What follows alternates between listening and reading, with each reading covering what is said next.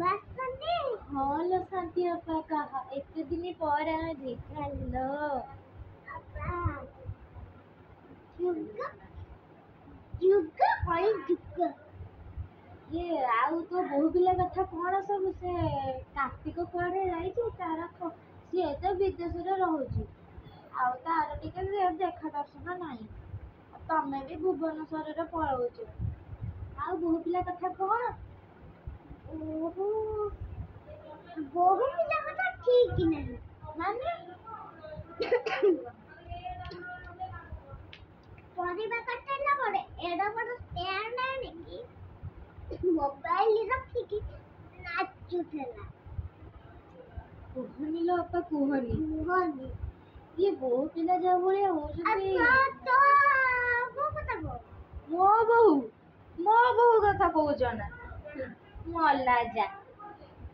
ଦେଖୁନ ସେ ପିଲାକୁ ସେ ବୋହୂ ପିଲା ସିଏ ବି ଆମର ଖଣ୍ଡକ ସେମିତି ରୋଷେଇ ଘରେ ରୋଷେଇ ଯଦି କରୁଥବ ଗପି ଗପି ହଁ ଏଇଟା ହେଇଛି ନା ହଁ ହେଇଥବ ଏମିତି ତ ପୁଣି ଯଦି ଶୋଇଥବ ଫୋନ ଏମିତି ଧରିଥବ ଆଲୋ ଇଏ କଣ ପୁଣି ଯଦି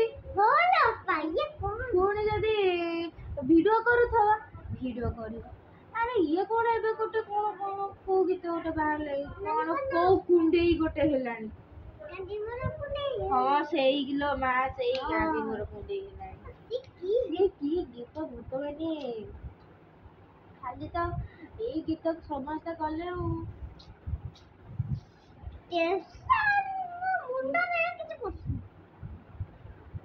ଆଉ ଇଏ ବୋହୂ ପିଲାଙ୍କୁ ସମ୍ଭାଳି ହେବନି ଆରେ ଅପା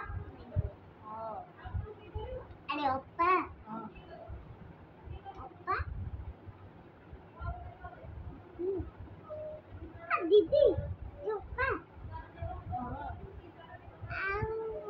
ଆସୁନ ଆମ ଘର ଆଡେ ଟିକେ ବୁଲିଯିବ ଯିବା ଆଉ କଣ ହଁ ଯେ ଚାହା ପାଣି ନଥିଲା ତ ଏମିତିଆ କଥା ମୋର ସେ ଦଶଟା ଗଲାନି ହଁ ତମେ ତ ଜାଣିଛ ନା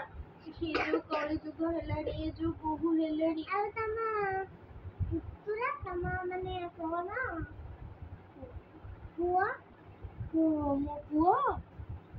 ମୋ ପୁଅ କଥା କୁହନି ଲୋ ଅପା ତା ବାପା ମଲା ସବୁ ଦାୟିତ୍ୱ ଏବେ ତା ଉପରେ ସିଏ କିନ୍ତୁ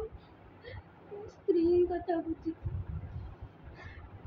ଖାଇବାକୁ ସିନା ଗଣ୍ଡେ ଦଉଛନ୍ତି ପେଟ ଭୋକିବା ପାଇଁ କିଛି ନାହିଁ କେହି ଆଜିକାଲି ଦୁନିଆରେ କେହି ନାହାନ୍ତି ଆପେ ଥିଲେ ବାପାର ନା